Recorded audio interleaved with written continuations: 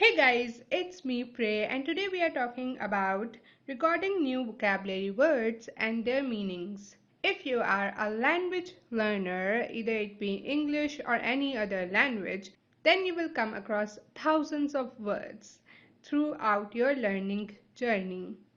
You have to learn these words and remember them and use it in future. So it's a lot, which is why we recommend recording your vocabulary. So why should you record it? As I said, a language learner has to learn lots of words. And our brain can't retain and learn them instantly. Hence, it is important for us to keep a notebook or even an application where we can record all the new words that we come across. This way we can look back and revise them later. So recording the meaning of new vocabulary words is a useful way to remember and expand your knowledge of language. Always try to write new words the moment you encounter them, meaning the moment you see a new word, try to write it. This physical act helps you in remembering it later. Afterwards, you can review it, you can use it in your sentences and other works and make it a permanent memory. Now, there are 5 steps that I'm going to tell you that you can use to record vocabulary. I'm going to talk about each of them and hopefully give you some tips along the way. First one is pretty self-explanatory, and that is write the word itself. Now, there is one issue that a lot of people face, that is they sometimes write wrong spelling.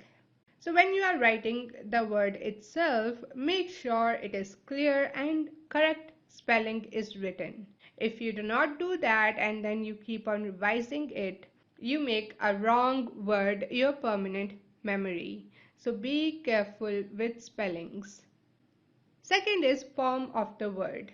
How do you use it? Is it a noun? Is it a verb? Is it an adjective? Write that so you know the form of the word itself. But sometimes you may see that a word has 2 forms, such as a word can be verb as well as a noun. Now, in this situation, write both of them. But they may also have slightly different spellings as per their forms. You want to write both of them, especially as a language learner, which is our third step, writing meaning of the words. It is preferred to write meanings of the words in English language, but it depends on the word itself as well. Sometimes it can be better and easier to write meaning in your native language. For example, you can't write cities meaning in English. It's better that you write it in your native language. For example, my native language is Urdu. So I will write city and the meaning of it as sheher in Urdu. So city, sheher. Now, if there is a word that you can explain in English and you will understand it as well, then do that. For example, for broad, I will write very wide. I know what is wide and now I know what is broad. This is how you write meanings. But some people also like to include pictures, especially with things that are easier to understand with pictures, such as if you were trying to learn abstract art. What is the meaning of abstract art? You might have a meaning, but also if there was a picture, that will help you in understanding the word and the meaning more. So you know exactly which art is abstract art. So throughout your notebook, wherever you can, try to draw pictures or maybe just print them and paste them. It's up to you, it's very optional, it's your diary, your notebook, and you should customize it as per your wishes.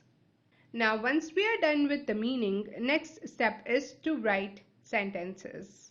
It is really crucial for you to write sentences because this is the practice you are getting. It's not enough to know, okay, so this means this. You might remember it, but you won't remember how to use it. So to come to the part of how to use a word in a sentence, you will make sentences. try to make at least one sentence with each word. And I'm using at least. The more sentences you make, the better it is for you as a language learner. As I said, this is our practice. This forces us to think about the word, to think about how to use it, and allows us to remember it eventually, right? If you make 10 sentences with a word, the probability is that after making all those 10 sentences, you will remember that word. Even if it's not in the speaking terms, if you see that word, you would know what it means, right? So that is why you make sentences. This is your practice. And do not forget it. I know it takes time, but it's crucial for you as a language learner.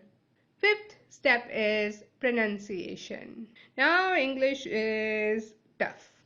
Okay? English pronunciation can be extremely confusing.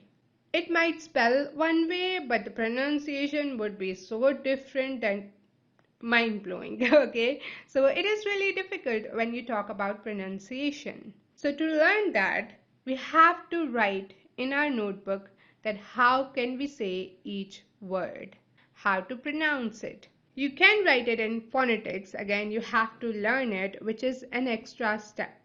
So if you don't want to do that, you can also find it easier to write it in your native language, right? How to pronounce a word, you will just write it in your native language, the pronunciation itself, not the meaning, right? Just the word. For example, word, you will write it in your native language, that this is how you pronounce word.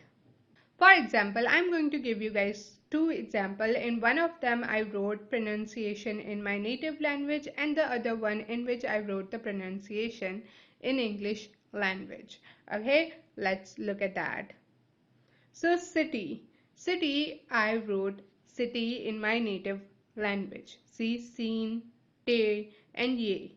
Right? So this is what city for me in my native language. Whatever your native language is, try to write the pronunciation in that language. Now when we talk about arboretum, I wrote it in English. So arboretum. I could have pronounced it as arboretum, but no, this is not ray. So I wrote R-double-E. But if it was ray, I would have written R-A-Y to show it's a ray, not a re. But here it's a re, so re. Arboretum. See, this is how you can write pronunciation, and this was our final step in writing vocabulary words. Please remember, everybody is different and our notes will never be the same because they are made on our individual preferences. They are made as per our understanding. My notes are like what I want to remember, how I want to remember it, right? And what works best for my brain.